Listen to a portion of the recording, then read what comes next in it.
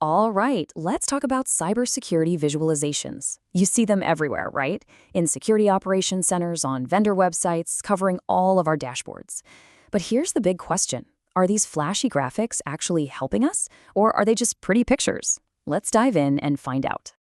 You know the scene, we've all seen it in the movies. The lone hero, analyst, staring at some huge screen, watching glowing attacks fly across a world map. Hollywood has totally conditioned us to think that this is what cybersecurity looks like. But as you can probably guess, the reality is a lot more complicated. And really, that brings us to the core idea of this whole explainer, and it's summed up perfectly by this quote from DataViz pioneer Ben Schneiderman. The whole point isn't to make something that looks cool. The point is to get a deeper understanding, to gain insight. So how do we actually do that? How do we separate the visuals that give us real insight from the ones that are just, pretty, but kind of useless? Well, it all starts with getting our definitions straight. Okay, so this is a super simple but absolutely crucial distinction. We tend to use the words illustration and visualization like they're the same thing, but they're not. An illustration explains a concept, like a little cartoon showing how DNS works. A visualization, on the other hand, represents actual data, like a bar chart showing you which types of malware are most common. We're going to focus on visualizations today, because that's where the data can get twisted really easily. All right, let's bust our first myth. And this one is a biggie. The idea that if a chart looks good, it must be useful. This is probably one of the most common traps we all fall into. Okay, take a quick look at this pie chart. It's showing 5 different malware families. Can you tell me, just at a glance, which slice is the biggest? It's tough, right? They all look kind of similar. And more importantly, are we talking about 10 malware samples here or 10,000? There is absolutely no way to know.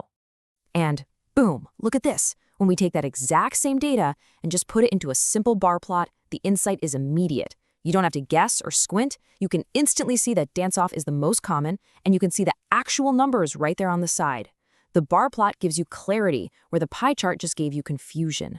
So you might be thinking, okay, got it. Bar plots are good, pie charts are bad. But hold on a sec.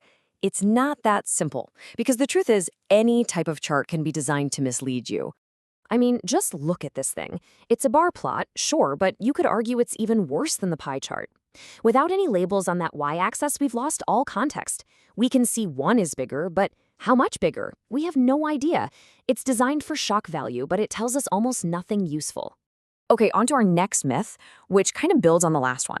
It's this idea that if you just cram more and more data into a single visual, you're automatically going to get more insight. In reality, you usually just get more confusion. And I present to you the spaghetti plot. Seriously, each one of those lines is tracking TCP connections over a day. Can you spot a pattern? Can you find anything in there that you could actually act on?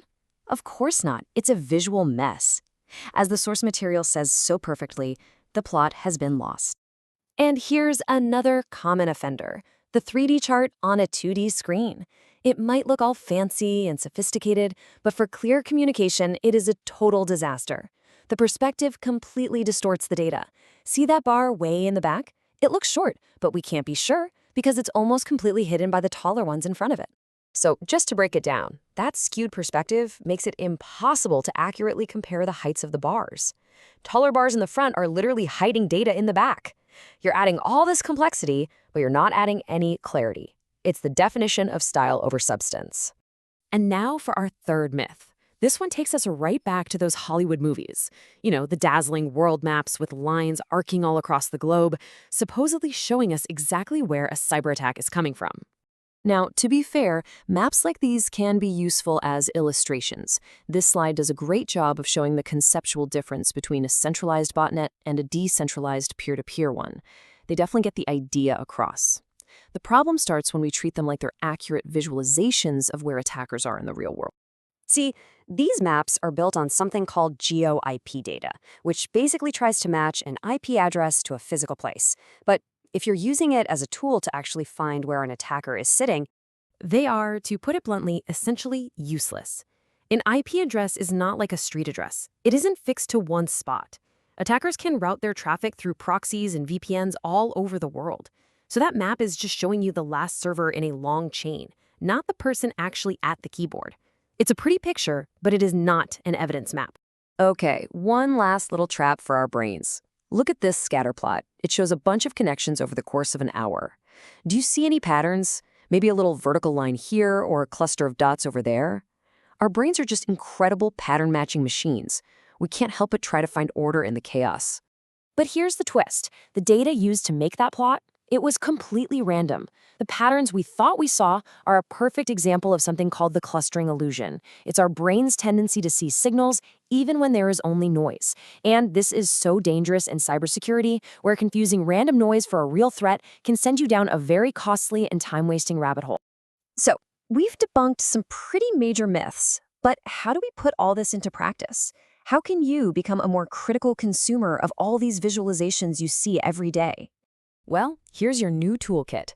The next time you see a dashboard, just ask yourself these 4 simple questions. 1. What is the single key insight this thing is supposed to be showing me? 2. Could a different chart show it more clearly? 3. Is anything missing or distorted here, like labels or proper scale? And 4. Am I looking at a real pattern or am I just falling for the clustering illusion? Because that's really what it all comes down to. The purpose of visualization is to find insight. And by learning to spot these common myths and asking the right questions, you can start to cut through the noise and separate the genuinely useful tools from the digital delusions. Thanks for watching.